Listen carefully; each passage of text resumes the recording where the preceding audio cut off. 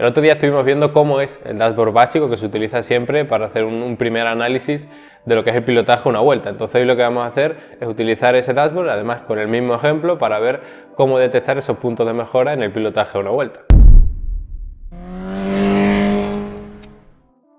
Bueno, como digo, vamos a utilizar el mismo dashboard que usamos para ver la explicación de cómo era fundamentalmente. Entonces lo único que he añadido aquí es lo que sería el esquema del circuito, por si alguno no lo conoce, el circuito de Tsukuba, que es bastante sencillo y creo que para el ejemplo viene bastante bien. Además los errores en el pilotaje pues son bastante evidentes, con lo que no creo que tengamos problemas.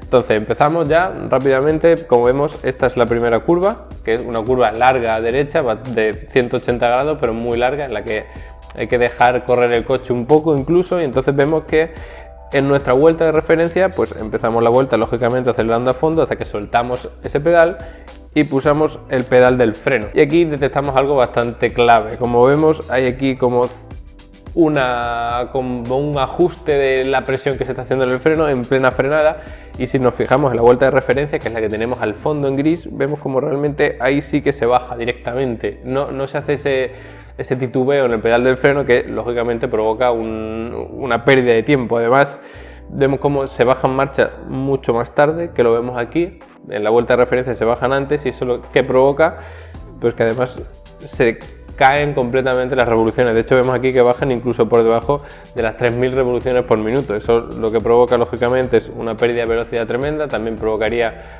pérdida de tracción, entonces se sale mucho más lento de ahí. De hecho ves como en la línea gris se dispara, mientras que la otra titubea un poco a la salida de esa curva. Luego además en plena curva, que es como es tan larga, pues empieza un poco a tocar el acelerador muy levemente. Vemos cómo se toca demasiado optimista, tanto que se corrige aquí nuevamente lo que sería el pedal del acelerador.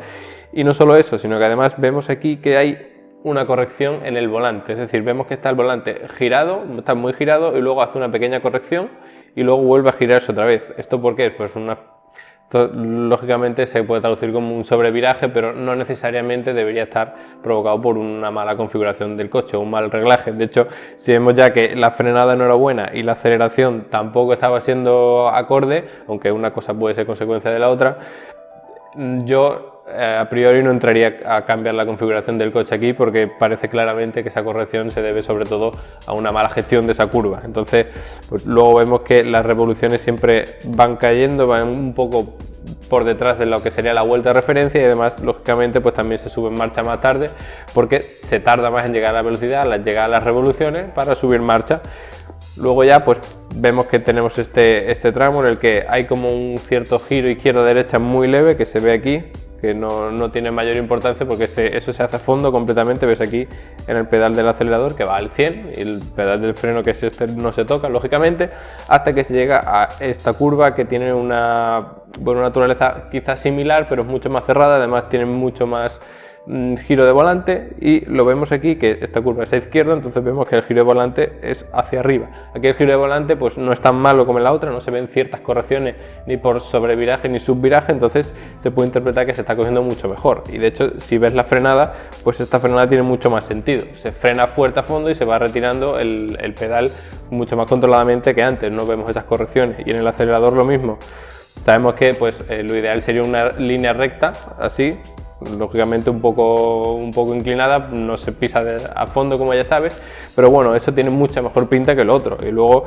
pues si te fijas realmente, pues incluso se llega a hacer mejor que la vuelta de referencia, porque se alcanza la velocidad un poquito antes. Vemos que aquí se recupera tiempo porque la velocidad se sale a más velocidad de esa curva, es decir, en esta, la que nosotros estamos analizando, en esa curva es mejor que la que teníamos de referencia.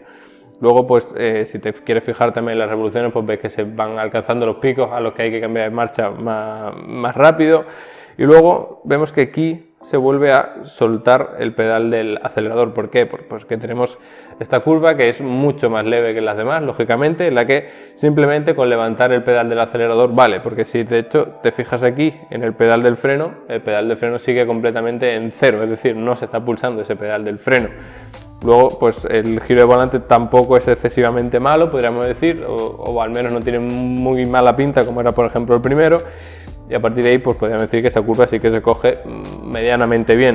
Luego viene ya otra curva que es esta, que tiene una naturaleza quizá similar a la segunda que vimos, a la de la segunda frenada. Entonces pues también hay que pisar ese pedal del freno y lo vemos aquí. Lo que sería la frenada pues no tiene mala pinta en sí, lógicamente, pero bueno, sí que es cierto que se mantiene como que se va reculando un poco con el pedal del freno y luego ya se retira completamente. Probablemente esta frenada se puede optimizar mucho más, pero bueno, al menos no tenemos ese titubeo que veíamos, por ejemplo, en la primera curva. Y luego el acelerador, pues sí que vemos que tiene un problema, y además no solo tiene un problema en la curva en la vuelta que estamos analizando, sino también en la de referencia. Vemos que una vez más, aquí concretamente, aparece que se pisa el pedal del acelerador muy pronto, luego se retira y luego se vuelve a pisar otra vez. ¿Por qué? Pues esto es quizás más o menos típico en vueltas de no alto nivel o de pilotos en no alto nivel, porque en curvas de este tipo en las que tú no estás viendo el final de la curva, crees que puedes acelerar a fondo prácticamente o pisar más fuerte de lo que realmente puedes, porque como no estás viendo el final de la curva, no sabes hasta qué punto vas a llegar al exterior de la curva o te vas a ir largo. Entonces lo que pasa es que empiezas a pulsar el acelerador y cuando ya ves el final de la curva te das cuenta que no vas a llegar, que te vas a ir largo. Entonces retiras un poco el pedal del acelerador y cuando ya vuelves a entrar el coche en pista, cuando ya ves que estás seguro que no te vas a ir largo, pues vuelves a pisarlo. Entonces ahí lógicamente pues se pierde muchísimo tiempo. Aquí el giro de volante pues también lo puedes ver que no tiene una curvatura así, sino que se hace una pequeña corrección aquí. Ves que se gira, luego se mantiene un poco y luego ya se retira del todo.